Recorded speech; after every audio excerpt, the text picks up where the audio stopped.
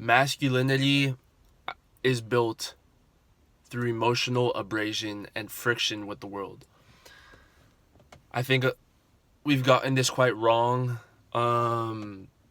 in, I would say, like modern age and everything like that, about what is masculinity, what is not masculinity, etc. The one thing that I know, and one thing that I've seen time and time again, is that the most masculine of men have this emotional abrasion and friction with the world around them. The reason why that is because this friction and abrasion creates callus, it creates barrier, it creates sturdiness, not only for the thing that is important, which is the man's vulnerability and emotionality, but that is manifested exteriorly as well, in how he presents himself and how he speaks and how he talks and the level of discernment that he has with other people.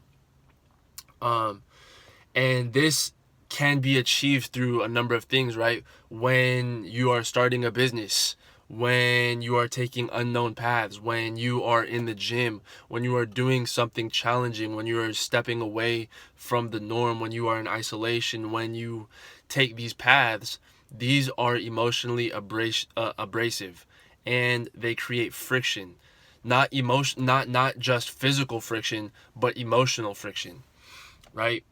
And that is how it is cultivated. That is how that internal strength is cultivated within yourself, through this friction, through this abrasion, by doing challenging things in the world.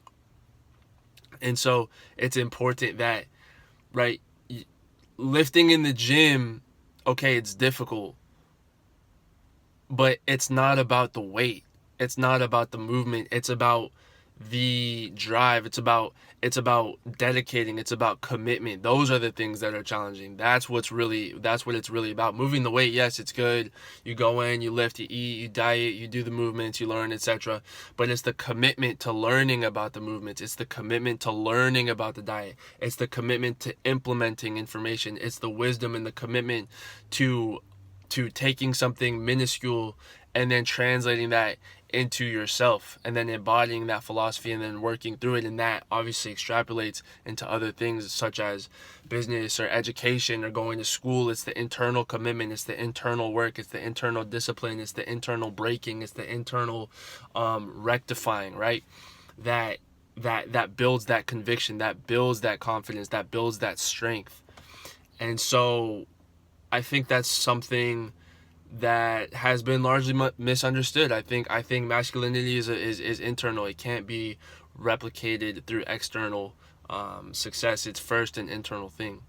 And so yeah, masculinity is built through abrasion and friction with the world, emotional.